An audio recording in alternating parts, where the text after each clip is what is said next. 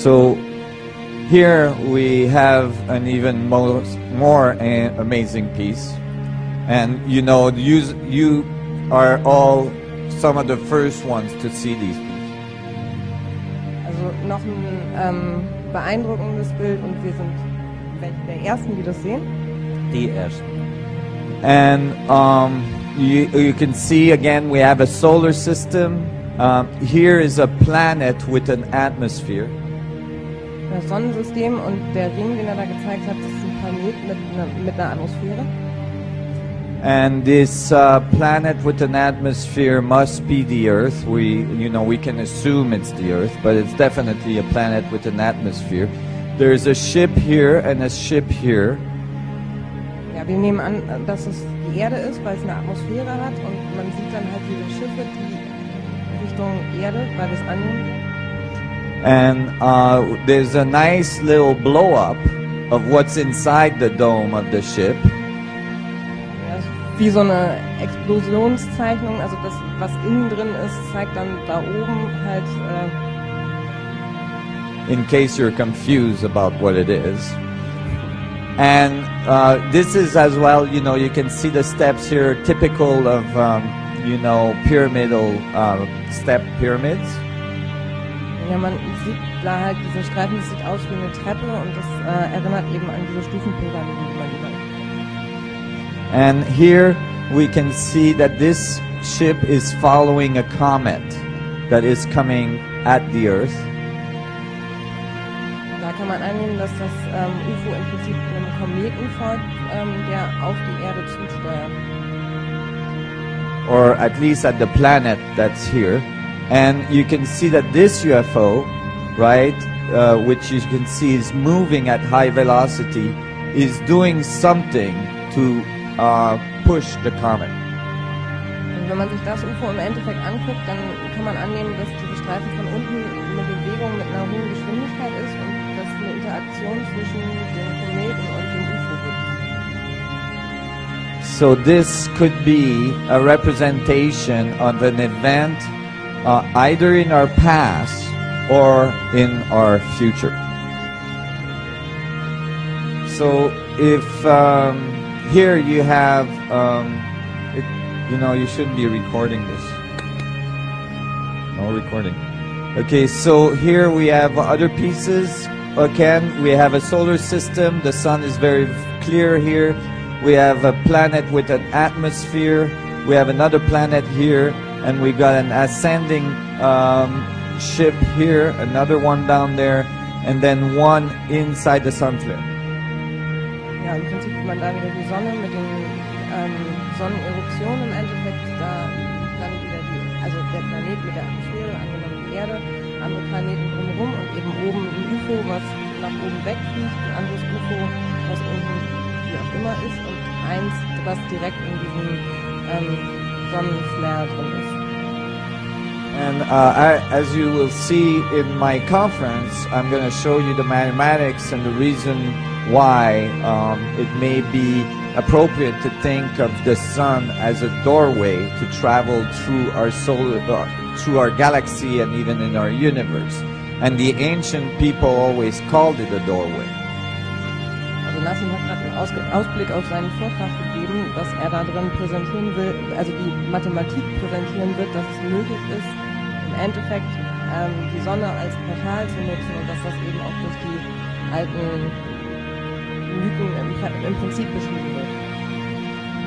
So here, so here we see a UFO coming out of the sun. It's very specific.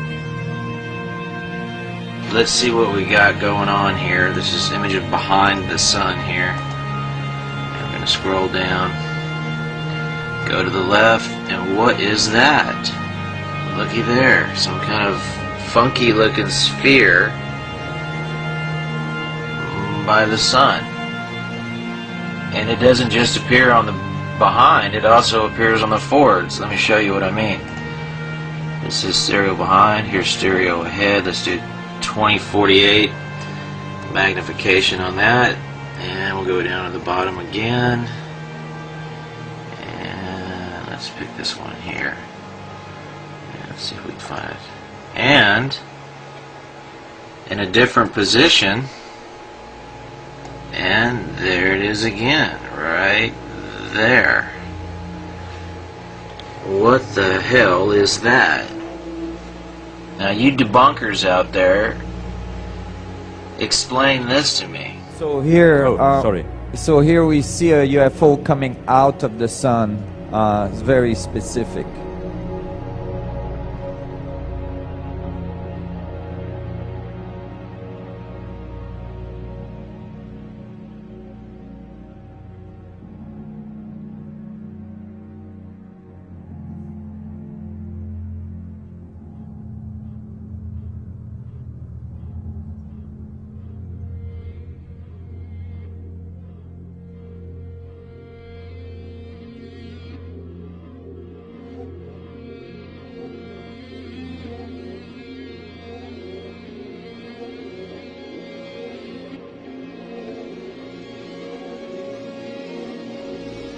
This is where the idea of the divine right to rule comes from. The divine right to rule because of what? Because of your bloodline, because of your DNA. This goes right back to the ancient world. Why do we need reptiles for that? People, human beings, are schmucky enough to want to rule over each other. Listen, you can tell me anything you believe, and I can start taking it apart on the basis of a little chat in front of this place, right? But what I'm authors all saying the is, time summarize their works in television interviews. and that's what I'm trying to tell you. Okay. If you look at the ancient world, all over the ancient world, you find the same recurring story of the interbreeding between humans and non-humans, which invariably are depicted in a reptilian form, creating hybrid bloodlines, the bloodline of the gods.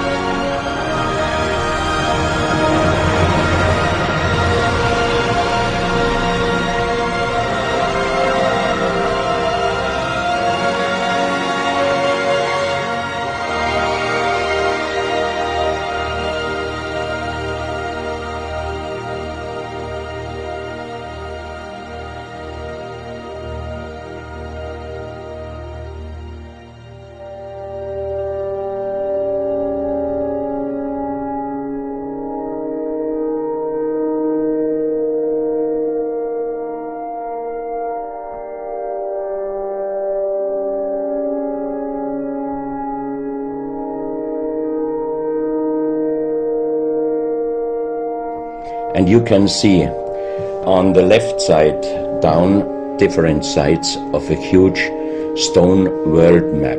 This stone world map was found in 1984 while gold digging in Ecuador in an underground tunnel system with other 350 artifacts which do not really fit any known and existing South American pre-Columbian culture. This is the back side. And you can see on the right side coming the quartz line passing in the Atlantic, a continent, Atlantis, which in our days does not exist anymore. Then the white line is crossing part of South America, and here you have a close-up and you can exactly see the Bay of Guayaquil, an inlay going up to north and a round inlay showing exactly the place where there were found those artifacts, and there is also the best quality water worldwide existing. One other very interesting artifact found on the same place in Ecuador is the so-called pyramid with the eye.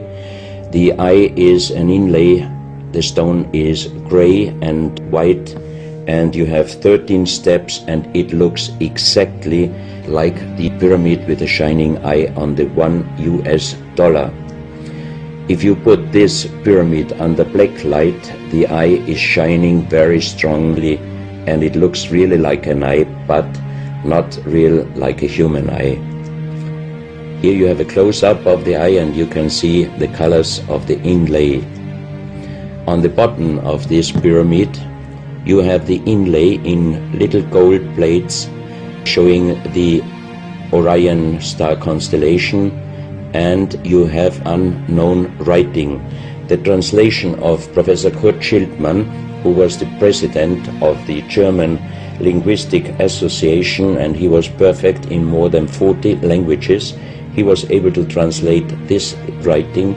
He called it pre-Sanskrit because it is older than the oldest writing, and the translation of these 4 letters you can see here, his translation is "the Son of the Creator comes." This is one of several very, very strange skulls. They are presented in a small museum in Ica in Peru. Ica is located close to the famous Nazca lines, and the museum is called Museo Maria Reiche, the German lady who was researching her whole life about the Nazca lines. And in this museum you can see the most strange skulls I ever saw, all found in this area close to the Nazca lines. So the question is, what kind of humans were living there, and how did they get those skull forms?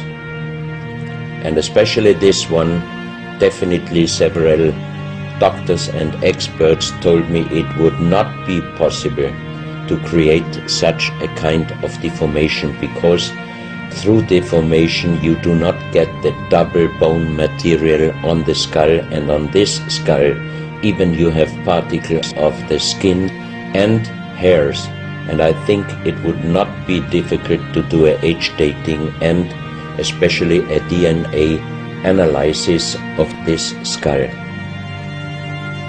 On this picture I show you some legendary skeleton forms of giants.